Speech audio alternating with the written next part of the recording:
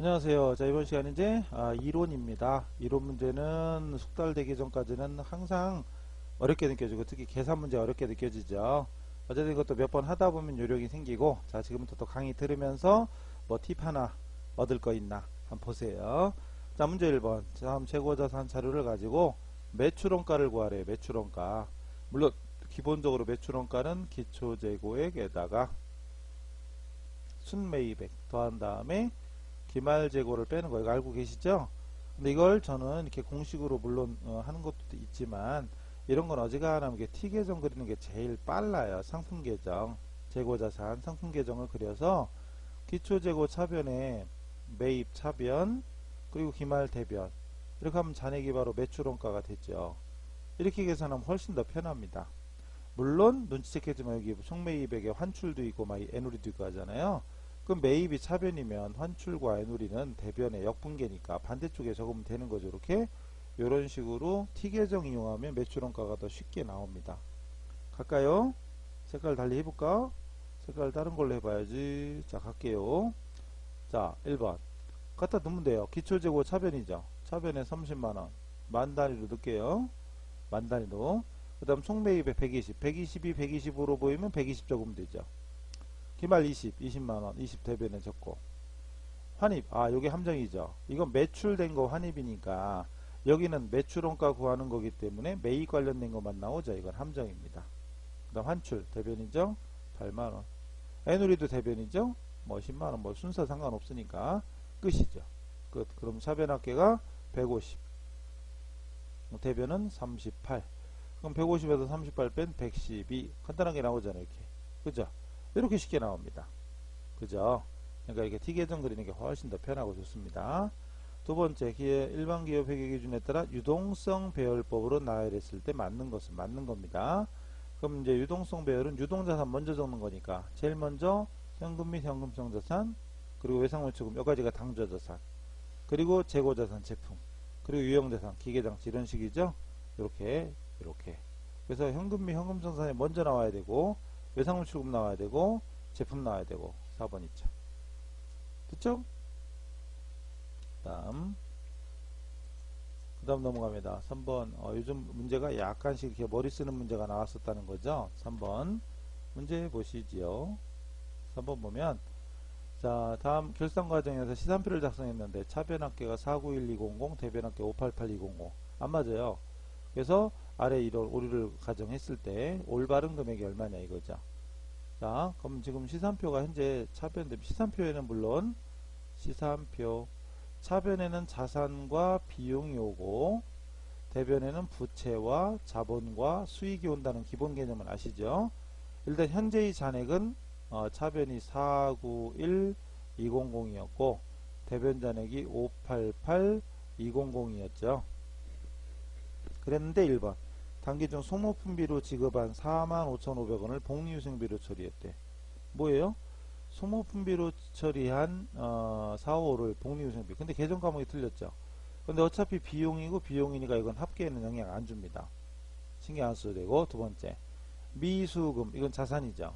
차변에 와야 됩니다. 근데 이걸 대변에 적었대. 그럼 대변에 적었던 23,500원을 빼서 차변에다 집어넣어야죠. 이건 어차피 차변거니까 비용, 소모품비도 비용, 복리후생도 비용이니까 안 해도 되는 거예요. 3번 상품 재고 5만원 누락. 상품 자산이죠. 차변이죠. 차변에 5만원 적으면 그만이죠. 끝. 이렇게 된 거죠. 일치시키면 되죠. 대변이 5 6 4 700 그죠. 여기도 이거 더하면 되죠. 73을 더하니까 이것도 5, 6, 4, 700 나오죠? 이게 답이죠. 이렇게 됩니다. 시산표는 대차합계 맞추는 게 1이에요. 3번 재무상태표 자산부채의 차감적 평가 계정이 아닌 거. 감가상각누계는 유형자산의 차감 항목. 대손축 난금은 매출 채권의 차감 항목. 얘는 유형자산. 얘는 매출 채권. 차감 항목. 여기는 사채 할인 발행 자금은 사채라는 부채에 대한 사채라는 부채에 대한 차감 항목 맞죠? 근데 퇴충은 그냥 부채입니다. 비유동 부채. 그냥 부채일 뿐이에요. 이건 자산부채의 차감 항목이 아니어요. 쉽죠? 다음 중 나머지 색과 성격이 다른 하나는 뭐냐요? 주발초, 감자차익, 자기주식처분이익은 자본잉여금. 자본잉여금은 자본거래에서 발생한 거죠. 즉 바꿔 말하면 당기순이익과는 무관한 거죠. 당기순이익과는 무관한 거. 그래서 이익준비금은 이익잉여금입니다. 이익잉여금. 이익잉여금 글자 그대로 이익이죠. 당기순이익과 관련된 거죠. 답이 4번. 됐죠? 그 다음 갑니다. 올라가자. 6번. 6번은 또 뭔가요? 문제 보시면 시장성 있는 A회사 주식 A회사 주식 10주를 주당 56,000원에 구입하고 수수료 지급해서 포함해서 보통예금 지급했다. 단기 매매 차익을 목적으로 보유하는 경우이며 일반 기준에 따라 처리할 때 계정과목으로 적절치 않은 것은 뭐야? 일단 단기 매매라면서요. 이건 나와야죠? 돈 나간 거 보통예금이죠? 만기는 나올 리가 없잖아요. 볼 것도 없이 답은 2번. 수수료 나오죠. 사실은 중요한 건 이 수수료인데 거래 수수료 전문 용어로 거래 원가. 요즘 말로는 거래 원가고요. 거래 원가. 거래 원가고 옛날 말로는 부대 비용이죠. 부대 비용. 자, 거래 원가는 원래는 어떻게 해라? 그렇죠. 원래는 구입할 때는 취득 원가에 포함입니다. 취득 원가. 구입할 때는 항상 취득 원가에 포함이에요. 딱 한 가지 예외가 있죠. 단 바로 이 문제. 단기 매매 증권. 단기 매매 증권인 경우에는 단기 비용 처리하죠. 그게 바로 요거 지급수수료 900번대죠. 900번대. 지급수수료가 아니라 어떤 문제는 수수료 비용이에요. 수수료 비용으로 나옵니다. 수수료 비용 900번대가 중요한 거죠. 영업의 비용 처리해라 이런 뜻이죠. 7번 유형자산의 취득원가인데 틀린 걸 찾으래요. 최초에는 취득원가다. 취득원가로 기록해라. 금액을 결정해라. 맞고. 현물출자 증여 기타 무상 취득자산은 공정가치다. 맞죠? 정확히는 취득자산 공정가치고요. 맞고. 취득원가는 구입원가 또는 경영진이 의도하는 방식으로 자산을 가동하는데 필요한 장소와 상태에 이르게 하는데 지출한 직접원가와 간접원가를 포함한다. 간접원가는 안 들어갑니다. 직접적으로 관련된 원가를 포함하는 거예요. 이건 안 들어갑니다. 이게 함정이에요. 답이고. 정상적으로 작동되는지 여부를 시험하는 과정에서 발생하는 원가도 원가에 산입해요. 맞죠? 맞아요. 근데 시험하는 과정에서 시제품 나오는 거 있죠? 시제품이 나와서 시제품을 판매했어요. 시제품을 처분해서 돈을 건졌어요. 그럼 이건 원가에서 차감입니다. 자, 여기서 시험하는 과정에서 발생하는 건 원가에 포함이잖아요. 근데 시제품은 시제품 처분 가치는 원가에서 차감하는 거예요. 반대로. 이런 것도 있죠. 그럼 회계상 거래에 해당되는 거 이런 거 나오면 감사하지요. 이거 회계이급 생기초입니다. 회계상 거래 광고료 현금 지급했다. 당연히죠. 답이죠. 월세 주기로 약속했다. 주문받다. 채용했다. 거래 아니죠. 회계이급이에요. 너무 쉬운 거죠. 하긴 너무 쉬워도 틀립니다. 차라리 어려워야 되는데 너무 쉬워도 틀려요. 어쨌든 핑계는 핑계니까 알아서 하시고. 자, 갑니다. 자, 원가도 5개 거의 꼬박 나오죠. 문제 예정이라는 글자가 보이네. 예정. 시간당 90원에 실제 시간은 43,000시간. 배부차이 15만원 과소. 과소라는 얘기는 실제 예정 중에 어떤 게 크다? 그죠, 실제. 예정이 작은 거죠. 이게 과소입니다. 실제 발생 얼마니? 어쨌든 문제에 예정이라는 글자만 보이면 무조건 어떻게 하랬죠? 저랑 안 하셨나? 실례합니다. 다주세요. 실례합니다. 이렇게.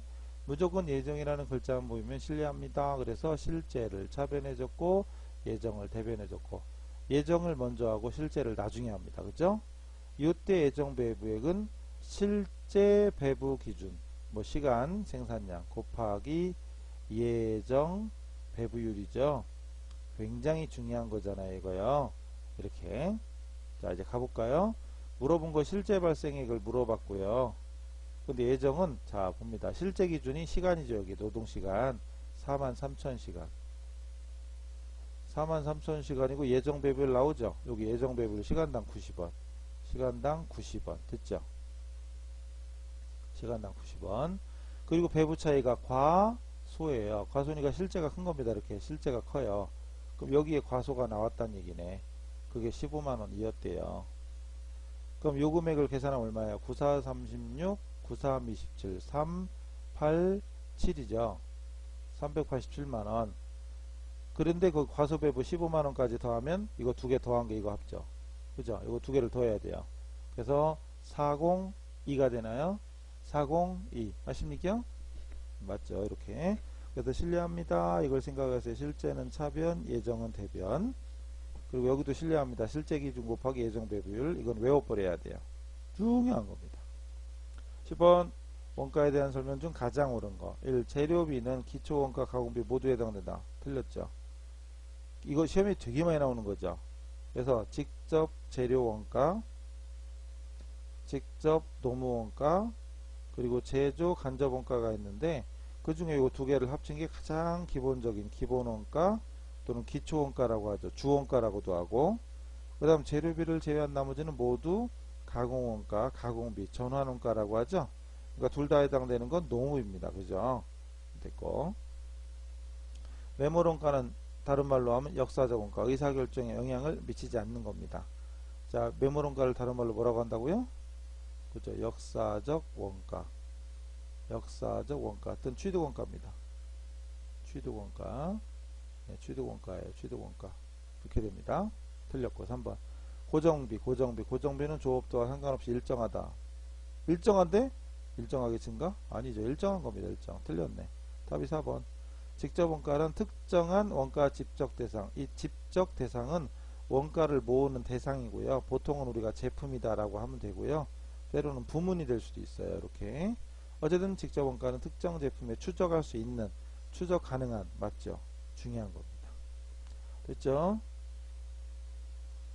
그 다음에 기말 제공품, 이것도 엄청 많이 나오는 거잖아요. 그죠? 자, 평균법. 평균법은 기초와 단기를 구분한다 안 한다? 기초분하고 단기분, 지난달에 착수했던 이번 달에 착수했던 구분한다 안 한다? 그렇죠? 안 하는 거죠.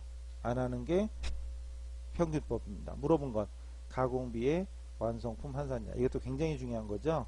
자, 완성품 환산량 구할 때 완성품 환산량 구할 때 어떻게 구하죠? 기본이? 그렇죠. 일단 완성수량. 완성품 수량에다가 어떻게 해요? 그렇죠. 기말 수량 더하죠. 기말 환산량. 기말 환산량을 더합니다. 그죠? 그런 다음에 어떻게 해요? 만약에 선입선출법이면 여기서 기초환산량을 빼는 거죠. 그죠? 기억나세요? 자, 선입일 때만 기초환산량을 빼는 겁니다. 선입일 때. 평균법은 여기서 그냥 끝나는 거죠. 이 문제는 평균법이니까 여기서 끝나는 겁니다. 그죠? 자, 갑니다. 근데 여기서 물어보진 않았지만 재료비부터 갑시다. 재료비. 기초가 10,000개 60%, 기말은 20,000개 50%, 착수가 있고 완성이 있는데 T계정으로 그리면 이렇게 되는 거죠. T계정 그리면 마침 이렇게 딱 돼 있네. 좋게. 이렇게. 즉 기초와 착수는 차변입니다. 40,000개. 기말과 완성은 대변입니다. 40,000개 됐죠? 이렇게. 그 다음 원재료는 공정초 착수 시에 투입됐어요. 착수 시에 투입되면 100% 환산이죠. 착수 시에 투입되면 100% 환산이고, 그 다음 가공비는 보나마나 전반에 걸쳐서 진행기준. 어쨌든 다시 재료비부터 구하면 완성수량이 20,000개였잖아요. 20,000 단위. 20,000개고요. 플러스 기말 환산. 재료비는 착수시니까 그냥 수량입니다. 100%에 100%. 20,000개죠. 그냥. 곱하나마나 20,000개입니다. 마이너스 기초. 기초가 어디 갔어? 10,000개죠? 10,000개. 그래서 만약에 물론 여기서는 평균법이니까 여기서 끊으면 돼요. 재료비 물어봤다면 40,000개가 됩니다. 40,000개. 그것도 메모는 해두세요. 40,000개. 그 다음에 선입이었다면 여기서 10,000개를 빼니까 30,000개죠. 그 다음 이 문제에서 물어본 건 가공비잖아요. 그럼 가공비 완성수량 20,000개 플러스 기말. 기말이 20,000개인데 완성도 50%면 가공비는 무조건 환산해야 되잖아요. 10,000개죠. 10,000개. 이 문제 정답은 요거죠. 30,000개. 30,000개 어딨어? 4번인데요. 4번. 그리고 만약에 선입이면 여기서 기초를 빼는 거니까 10,000개 60% 6,000개를 뺍니다. 6,000개. 6,000개를 뺍니다. 그럼 선입일 때는 30,000에서 6,000 빼니까 24,000이죠. 요거. 요게 선입이네. 요건 선입선출법이고 4번이 평균법이 됩니다. 아시겠죠?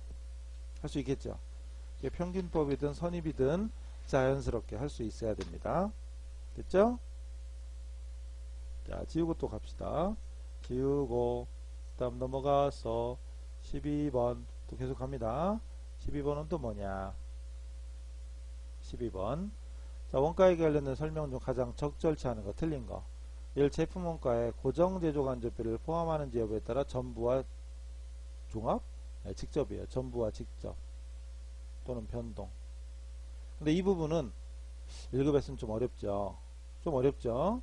사실 이거 고정 제조 간접 원가, 고정 제조 간접 원가. 여기는 대표적인 게 임차료, 집세가 있죠. 감가상각비와 집세가 있습니다. 이때 고정 제조 간접 원가를 제조 원가로 보자. 그냥 제품의 원가로 보자. 어차피 제조 간접비니까 제조 간접비는 원가지 않느냐, 이런 관점. 그게 전부 원가 계산. 그게 전부 원가 계산이라고도 하고 흡수 원가 계산이라고 합니다. 전부 원가 계산, 흡수 원가 계산. 얘는 중요한 건 외부 보고용. 외부 보고할 때는 전부로 합니다. 우리가 하는 건 제조 간접비 그냥 원가에 보고하는 거 맞는 거예요. 전부 원가. 그런데 고정비지 않느냐. 고정비라는 건 제품을 생산 하나하나 똑같이 들어가는 거니까 제품 원가라고 보기보다는 이건 기간 비용 개념으로 보자. 기간 비용 개념으로 보자. 이게 직접 원가 계산. 또는 변동비만 진짜 원가다, 이런 관점. 변동 원가 계산입니다. 얘는 내부적인 관리,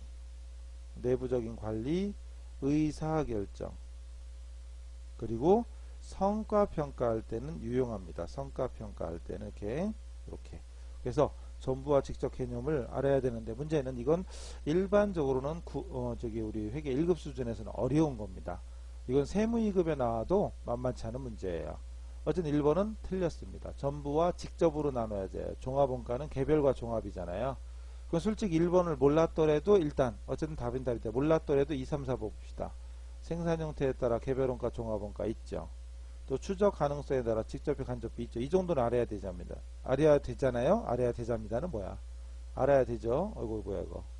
지우려고 했는데 지울게요. 여기 이 부분 지우고 가겠습니다. 여기 다시 추적 가능성에 따라 직접비, 간접비 맞고요. 조업도 증감에 따라 원가 총액이 변동하는 변동비와 일정한 고정비가 있다. 맞잖아요. 솔직히 1번은 잘 몰라. 그럼 2, 3, 4번을 보고 맞다 판단하면은 1번이 틀린 거다, 이렇게 되는 거죠. 솔직히 이 내용까지 하는 사람은 회계 1급 수준에서는 아마 거의 없을 거예요. 세무까지 공부했거나 원가 관리를 많이 한 사람만 알 수 있는 겁니다. 아셨죠? 계속 갑니다. 이거 지우고 또 넘겨볼게요. 부가세 문제죠. 부가세가 요즘 이렇게 3개씩 나옵니다. 그죠? 부가세가 이렇게 막 요즘 3개씩, 예전엔 2개만 나오다가 요즘은 3개씩 나오고 막 이렇게 됩니다.